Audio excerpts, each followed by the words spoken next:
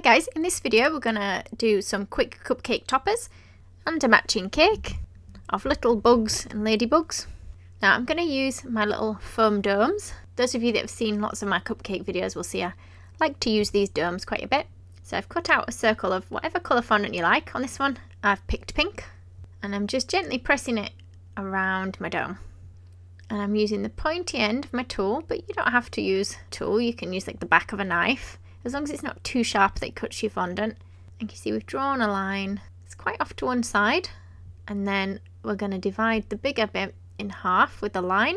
The front little section is going to be my face. I've got some black fondant and we've just rolled it nice and thin. We've cut it in half, but cut it using a diagonal. And we're just going to press these in place on the face. I've just got a dab of water on the face where I'm going to stick them. You can use edible glue if you prefer. And anywhere I want to put some little dots on my bug, I'm going to put some water as well. So I've just rolled a little oval, or you can just keep it ball shaped, and we're just going to press these on. Now I thought I'd go for a slightly different shade of pink, but I wish now I'd gone for black dots instead. Let's put a couple more smaller ones on, and let's push in a little indentation where I want the little antennas to go. So I've just got two little teardrop shapes and we're just going to stick them in those little holes that we've made. So the thin end's gone in the hole. And of course you can do these in a range of colours. I've just used some scraps of fondant that I had left because I'm just having a play around really with these. Now my green fondant has started to go a little bit dry, so it's making it harder for me to draw the lines in, but I'm just doing exactly the same thing again. The only difference this time is instead of doing the closed eyes, this one's got open eyes, so it's just a slight oval shape on each eye pressed onto the face. And let's put some little white dots in. So just white fondant now, rolled into a ball and pushed into each eye. Let's try and get a smaller one in there as well. So you can see the difference between closed eyes and open eyes. And just add as many dots or as few as you like. And let's just play around with some colours. So if I want to make them a little bit more pearlised, I can use some dusts that I've just got a hint of another colour. I'll put links in the description box below to everything that I've used. If you want to brighten up any bits, you can put a bit more colour on. So this is an edible bright pink one. So I'm just brushing it on the face, maybe a little bit on the dots.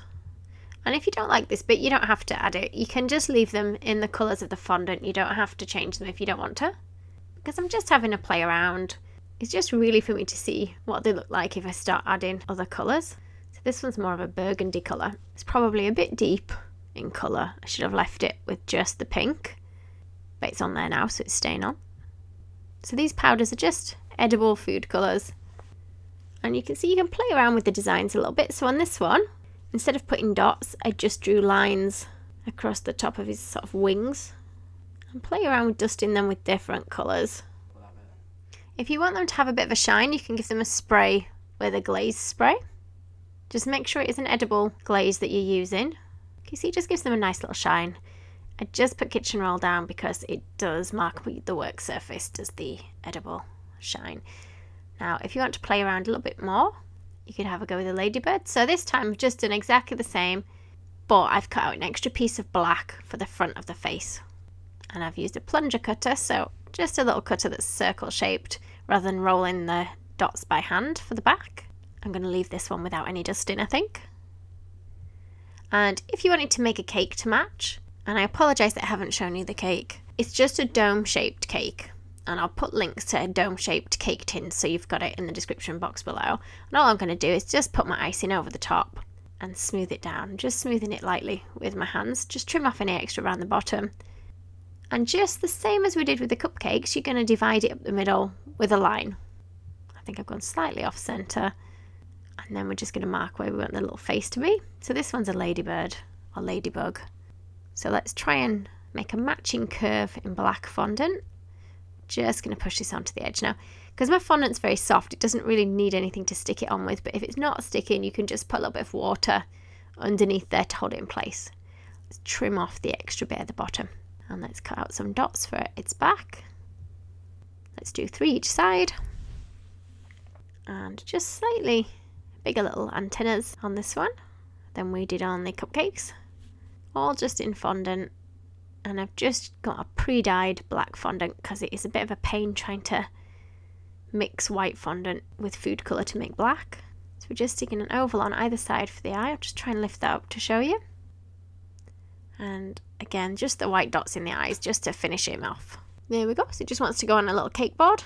Because I was just having a play around experimenting, I haven't actually baked cupcakes for these ones. So these ones are just going on cupcake dummies. So they're just plastic pieces that look like cupcakes, just really for show. Obviously you can put yours on real cupcakes. Just squeeze buttercream onto the top, and then you're just going to push your cupcake topper on top of your cupcake. Usually I'd leave them overnight before doing this, just so they've firmed up a little bit. And there they all are. So play around with all different colours. I hope you enjoyed the video. Thank you for watching. If you liked the video, be sure to hit the thumbs up button and leave me a comment below. You can see more of my tutorials by clicking on the images on screen now. If you haven't already, make sure you click the subscribe button to stay up to date with my future tutorials. There are also links in the description box below where you can find me on Facebook, Instagram and more.